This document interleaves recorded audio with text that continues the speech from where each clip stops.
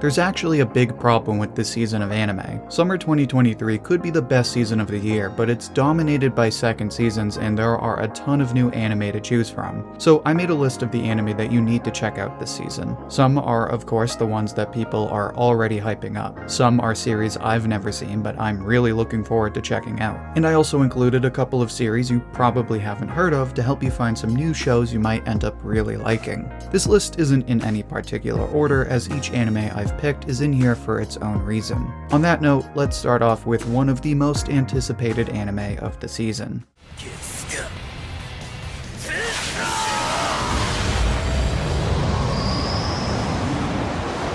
The second core of Bleach will be one of the most trending anime for a bunch of reasons. First of all, goes without saying. I mean, it's Bleach. It's one of the big three. People loved this series even when it was memed on by the biggest creators. And I would say it's more popular now than ever before with the new anime. Thousand Year Blood War did wonders for the source material, delivering gorgeous visuals, additional content directed by series creator Tite Kubo, and going out of its way to reward fans who waited years for this arc to be adapted. Now, another reason people have their eyes on this second part is because we are getting deeper into the story. While a lot of people like this arc in the manga, it's definitely one of the more divisive arcs in Bleach. On top of adding entirely new parts of the story like designs for the original Gote 13, Studio Pierrot has also been adding scenes that actually build on and improve the source material. So there's a lot of high expectations for the second part. It's going to be more insanely gorgeous content and it's carrying the future of a long-time favorite series.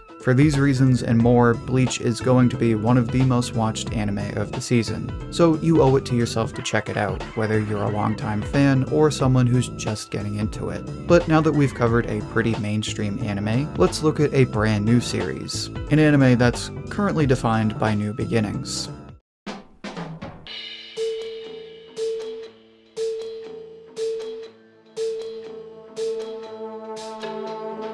Zom 100 will probably go down as the underdog of this season. Not because it's unpopular, there's already a ton of people talking about it. It follows the story of a young office worker who gets his dream job at a production company, but that dream turns into a living hell when he realizes that he and his coworkers are forced to work non-stop by a company that doesn't care about them. His only time off is spent stuck in his apartment. That is, until there's a zombie apocalypse. Now, the rational person would freak out, but our main character, Akira, does what we would all do in a zombie apocalypse. He starts planning all the really cool stuff he's gonna do now that he doesn't have to go to work. One look at Zom 100 and you can tell it has all the makings of a classic.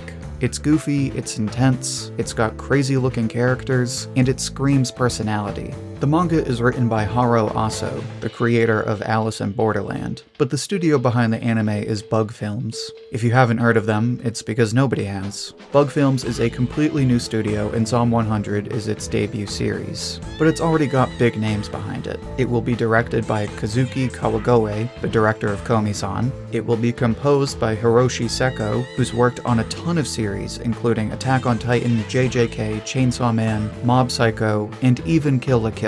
This is why I'm excited for Zom 100. It's the debut of a new studio, it genuinely looks like a fun series, and it's got big names behind it. But speaking of big names, let's move on to one of the more popular series. A series that everyone talks about ever since it aired. Actually, before I do that, make sure to like the video if you're enjoying it so far. It's the easiest way to support the channel, and it helps spread the video to other viewers like you. Now, with that out of the way, let's talk about Mushoku Tensei Season 2. Mushoku Tensei might end up as the most controversial anime of the season. Following the tropes of your typical isekai, the main character, Rudy, is a 40-year-old shut-in who wakes up as a baby in a fantasy world. Essentially, the story consists of Rudy using his knowledge from his past life to learn about the new world and its rules. As he does this, he becomes an exceptional magic user who slowly overcomes the obstacles of his past life. I'm only about 5 episodes in at the time of recording, but I can say this. Mushoku Tensei definitely has a slow start, as the first few episodes or so are mainly dedicated to illustrating Rudy's family life and explaining the rules of the world. But the pacing is so well done that I always find myself invested in those rules, wanting to watch the next episode so I can learn more. Now, I can also see where the controversy from this show comes from. If you know nothing else about Mushoku Tensei, then you've probably heard people talking about how controversial it is, or why they can't stand the show, which already makes it the most divisive divisive anime this season. Because on the one hand, I always see people talking about Mushoku Tensei, how it does power systems really well, or how it has great characters. Or anytime I have a general anime discussion, I seem to always get a few people recommending Mushoku Tensei. On the other hand, you can see just as many people saying that if you like Mushoku Tensei, then you're human garbage. I can't really get into why that is, but as someone who started the show, I can personally say that it's not totally ungrounded. The story can be really gross, so if you think it's not worth it, then that's fine. But I would still recommend Mushoku Tensei. I've heard a lot of praise for it, and I'm excited to follow season 2. So if you're wondering which isekai to watch this season, definitely consider this one. But what if you're looking for something else? What if you're looking for a rom-com? Which wholesome, adorable story should you watch? Well, of course, there's no other choice than Rent a Girlfriend. Oh, brother, this guy stinks! Okay, so if Mushoku Tensei is controversial, then Rent a Girlfriend is just a meme. Just about 9 out of 10 people will tell you it's trash. That's including its diehard fans. But trust me when I tell you Rent a Girlfriend is 100% worth watching. The story is pretty self-explanatory. It's about a college student, Kazuya, who broke up with his girlfriend and uses an app to rent girlfriends. He falls in love with the first one he meets, and then the story is pretty much him going on dates with other girls and trying to make the first girl his actual girlfriend. Like I said, pretty self-explanatory. And it sounds so dumb, which it is. I agree with everyone who says this show and its characters are trash, but I disagree with those same people for saying you shouldn't watch this show. It is absolutely trash, but in all of the best ways. I watch this show for the same reason your mom probably watches The Real Housewives. I know the story is ridiculous. I am very aware that the characters are trash. Not trash as in they're poorly written. I mean, they are trashy people. But that's what makes the show so addicting. Watching Rent a Girlfriend is like watching a car accident. It just keeps getting worse and worse, and the characters are so dumb. But you can't help but just watch this show till the very end. So if you want to be a degenerate like me, take a break from the wholesome rom-coms and rock the mom vibes, then I highly recommend the dumpster fire that is Rent a Girlfriend. Now that I've got that out of the way, let's break away from all of the controversy and look at a show that no one has a problem with. No, I'm not talking about JJK, that'll be soon. But it is a horror series.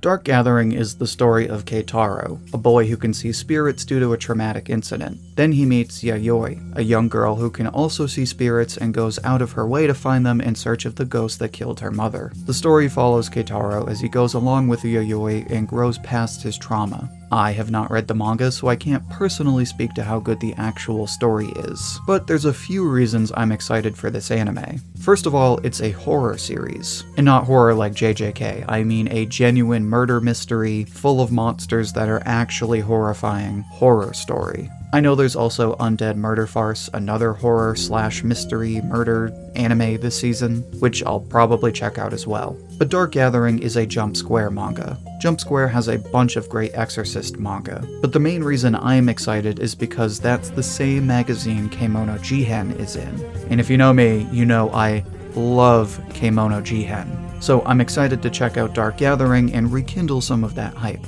Finally, the anime is being done by OLM, who has done Komi-san, Nagatoro, and just about every Pokemon movie, meaning there's a certain quality guarantee. So if you're looking for a horror series with a cute anime girl and a lot backing it up, then Dark Gathering is definitely the way to go. But now that we've covered that, it's time to talk about what is likely the most anticipated anime of this season. This, of course, is Season 2 of Jujutsu Kaisen.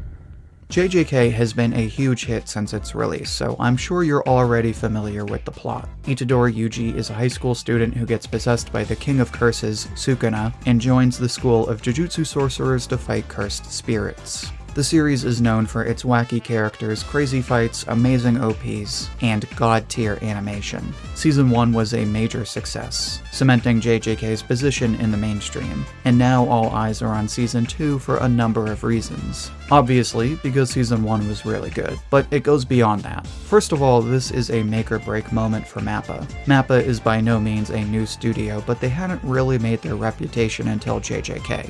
Then JJK happened, people ate it up, and now everyone knows MAPPA as that studio.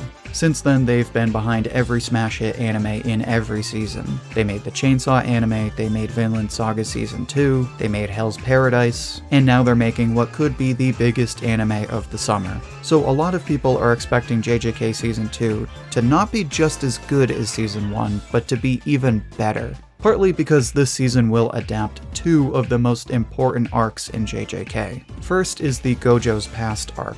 As you can imagine, this arc covers the backstory of Gojo, currently one of the most iconic faces in anime next to Makima. Everyone knows that Gojo is an OP character, but since this is his backstory, this is back when Gojo was still young and when he was still figuring out his powers. So this arc will show him actually trying and going full rage mode, and it will be against Toji, quite possibly one of the most popular characters in the story. So popular that people actually get offended if you compare him to anyone else. So you have a young Gojo versus Toji, making what will inevitably be one of the best fights of the year. The other best fights will come from the next best arc of JJK, the Shibuya arc. And Shibuya is even more insane, as it is the arc that cemented JJK's infamous reputation for back-to-back hype.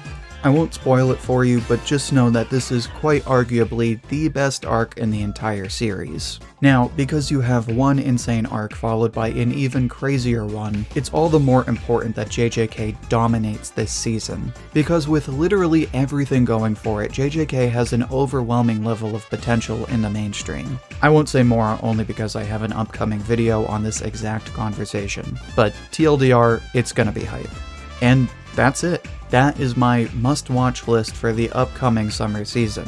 Like I said, there's still a lot more anime that I didn't even mention. So now I'd like to hear what you think. What anime will you be watching? Which anime will dominate the summer season? Share your thoughts and see what everyone else has to say down in the comments. I'll pick my favorite and share it as comment of the week on my community tab. And don't forget that I'll be uploading that video on Season 2 of JJK. In it, I will explain why Season 2 will be the face of the next generation of anime fans. To see that video as soon as it's uploaded, make sure to subscribe and check out my JJK discussion playlist. You can find that playlist linked right here. Until then, thank you for watching, and I hope to hear from you soon.